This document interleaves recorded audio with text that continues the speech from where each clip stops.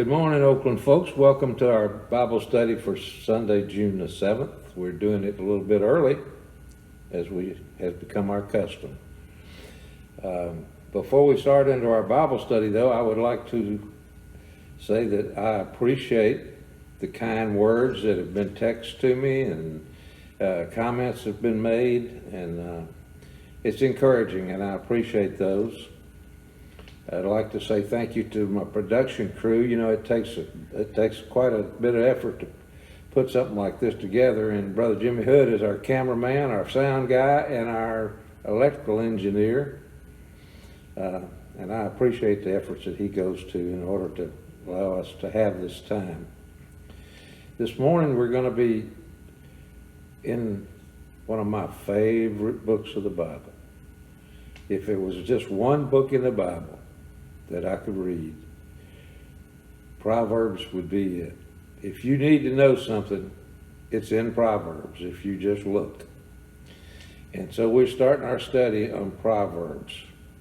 You know, we've got Dr. Phil, Judge Judy, we've got the California Psychics, we've got just all kind of folks, television preachers that love to tell us how to live and how to send them money.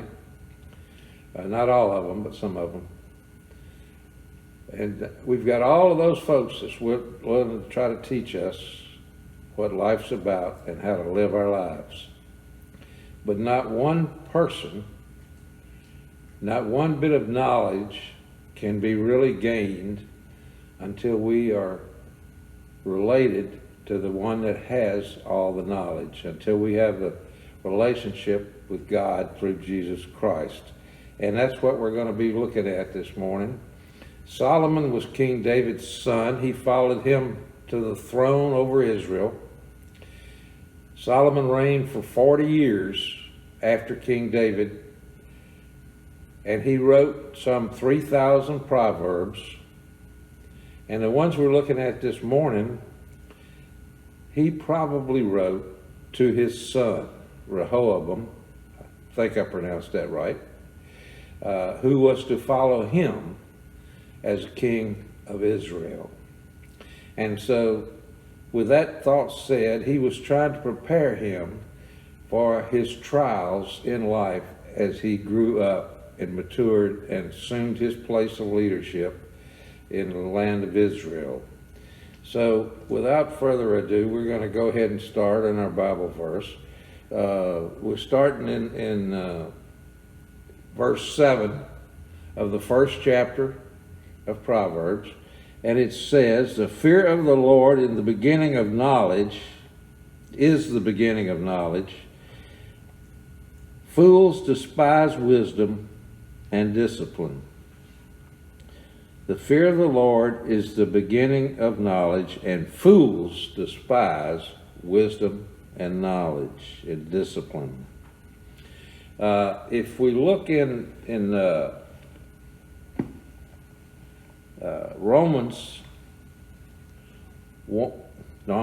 Matthew 16, verse 20, it says that Jesus said, "For what profit is it to a man if he gains the whole world and loses his own soul? Or what will a man give in exchange for his soul?" Jesus said, what good is it going to do you, all of these things, if you lose your soul, if you're lost out in the world?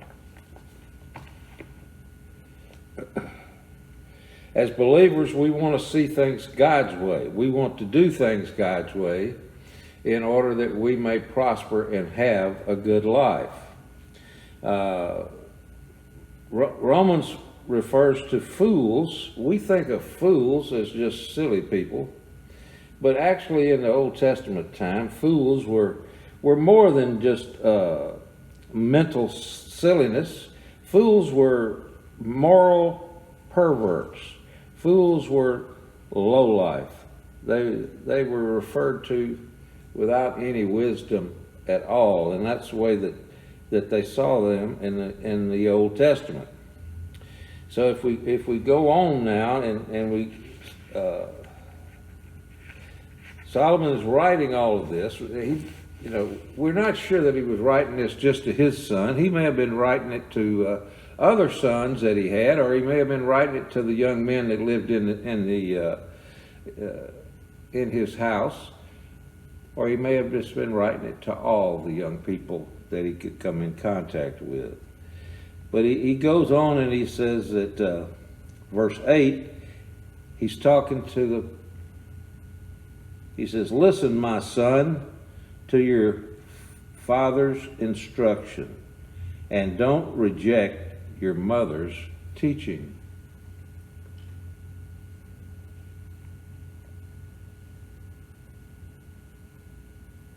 Solomon is telling us that it's the parents' responsibility. It was our responsibility. It is our responsibility as the adults to teach the ways of God to our children. In Ephesians 6:4 it says, "Don't stir anger to children, but to instruct them in the ways of the Lord." You cannot take a Bible and beat the love of God into somebody's head with hardness. Some parents believe that I've heard it said 100 times, they wasn't raised that way. We have to start early to instruct our children, to prepare them for the trials that they're going to face as they begin life and begin to take on more and more responsibilities. We have to choose our path of obedience. We have to listen and be willing. And listen doesn't just mean hearing. When I was younger, I could hear, but I didn't always listen. When you listen, you absorb, you ponder, you consider what's being said to you. You can hear it and then just be waiting for your turn to talk.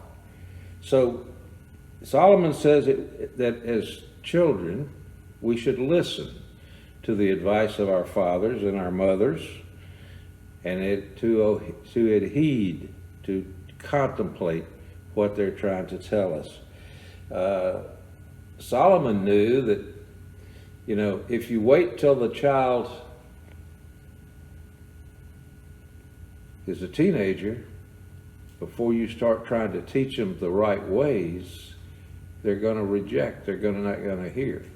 And we have to understand, because as we move into this Bible study, he's going to teach us some stuff that it's hard to believe that this was written back when Solomon was king.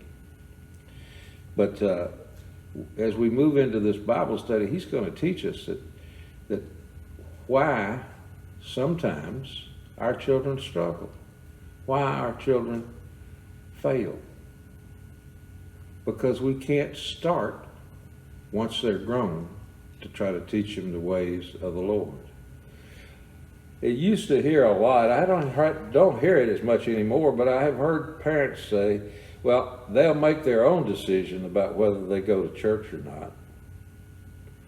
Well, the world's not going to let you make their own decision about whether they listen to the ways of the world or not. So if they're not in church to hear the ways of God, they're going to follow the ways of the world. As for me and my house, we go to church. So we're told that Solomon is telling the children to listen to the words of their parents, or to listen to the words of their mentors. In verse 9 he says, "For they will be a garland of favor on your head and pendants around your neck," talking about his father's instructions. Now in ancient Israel, if you completed a task, if you survived, if you won, came out on top, you might get a garland placed around your head as a sign of your victory. And so Solomon is saying that as children, as growing up children, that they should wear that instruction as a garland around their head, that they can remember the instructions of their father. They have followed the instructions of their father. Another thing that they wore back in the ancient Israel was a pendant. And if you were honored, you might be given a pendant. When King David, when Joseph was in Egypt, he was awarded a pendant to wear around his neck. It was a sign of his position and his power. And Daniel also was awarded one by Belshazzar to signify his place, his elevation into the government. So we're supposed to take the wisdom and the knowledge that God's given us and wear it like pendants and like garlands, so that others may see that we are following God's instructions. Now we move here from King Solomon telling his children what to do, to telling them what's going to happen if they don't do what he's said to do. We move to a warning. In verses 10, 11, and 12, he says, "My son, if sinners entice you, don't be persuaded. If they say, 'Come with us, let's set an ambush and kill somebody. Let's attack some innocent person just for fun. Let's swallow them up alive like Sheol. Swallow them whole for those who go down, like those who go down to the pit.'"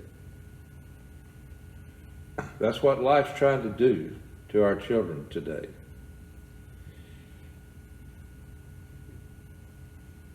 If we don't show them the right way, there's others out there that are going to show them the wrong way. So Solomon says, "Son, if sinners could be anybody, but if you look around today, there's a lot of folks who've been left to grow up by themselves, who've not been shown the right way to grow up in admonition and in knowledge of the Lord. And so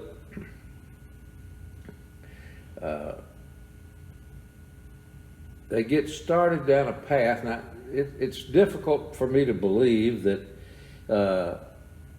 somebody is going to come up to one of the children and say, "Well, let's go kill somebody." That's usually not the way that it starts off. And Solomon covered this in the next set of verses that we're going to get to. But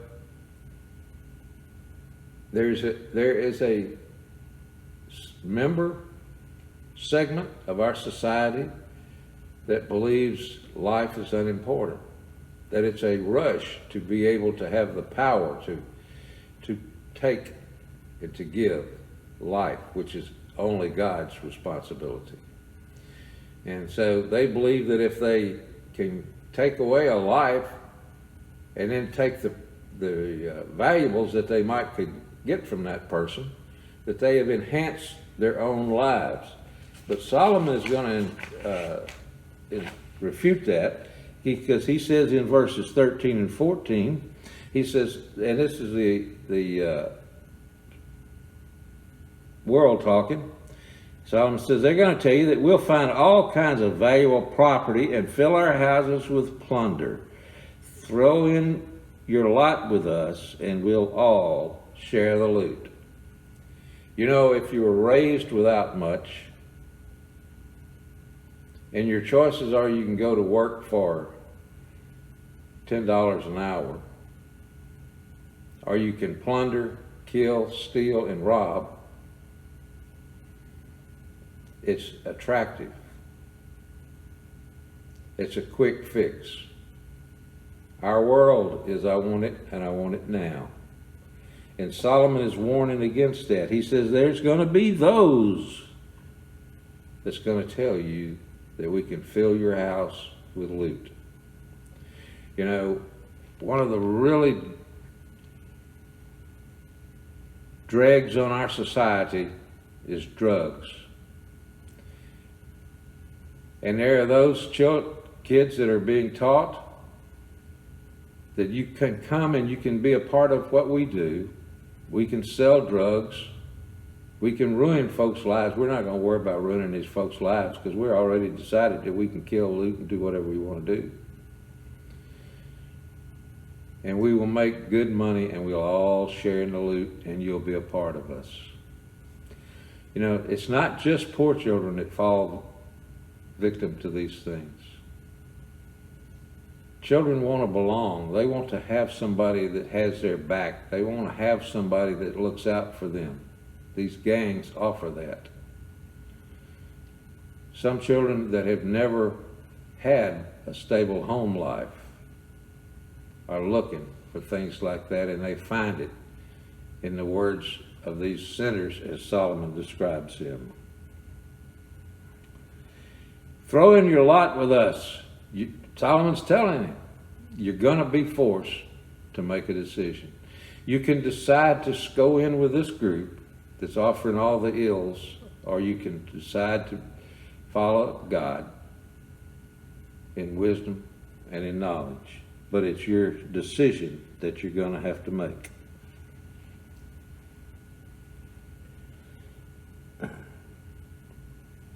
Verse 15 and 16 says, my son, don't travel that road with them or set foot on their path, because their feet run toward evil and they hurry to shed blood. You know, I don't care if you're a child or an adult. The first time that you decide to go against God's word, that's your first time that you decide to take the easy way, it may be a little bit more difficult with your conscience. Your conscience may tug at you a bit. But the second time is easier. And the third and the fourth time, you probably won't even think about it. So Solomon is saying, don't set foot on that path. Don't even get started to go down that side of the road. Don't travel that road with them or set foot on their path. Don't get started in the wrong direction, because they will hurry to shed blood. You know, once you get started down that road, it's difficult to get off of that road, especially if it's in a gang membership, because the gangs don't like for you to leave their membership. And they're just as apt to be able to do harm to you as they are to that stranger that they were going to take his valuables and his possessions from.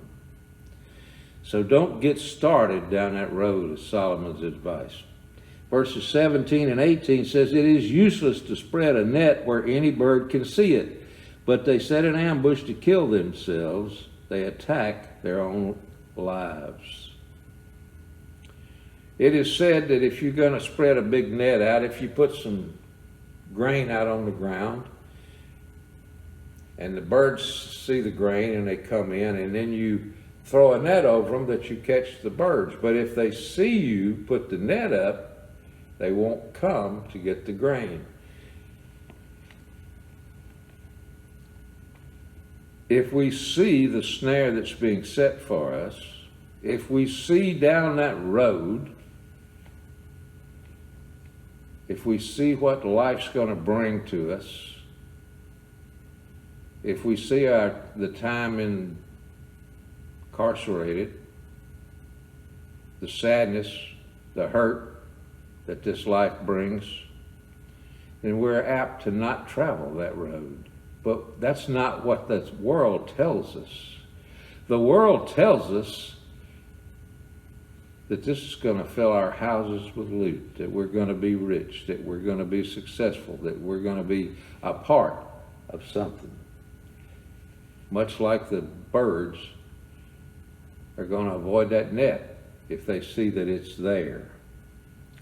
And in verse 19, Solomon continues on, and he says, "Such are the paths of all who make profit dishonestly. It takes the lives of those who receive it." Ill-gotten gains. Solomon is saying there's to be no joy in ill-gotten gains. It's going to take away your life. Jesus said, "What profit a man if he loses his own soul? What would a man trade for his soul?"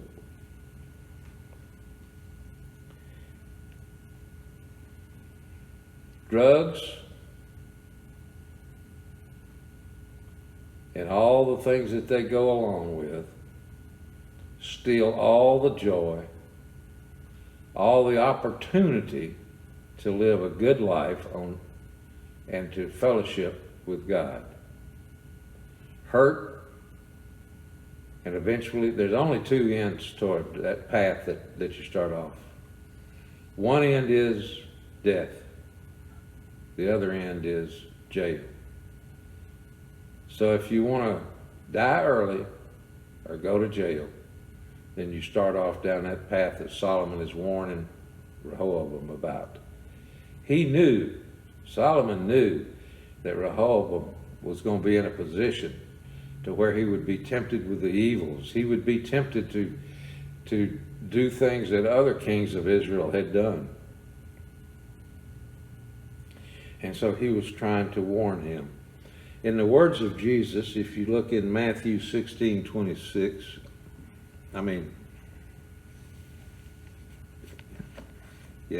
Matthew 16:26 we've already read. Romans 21-23 says,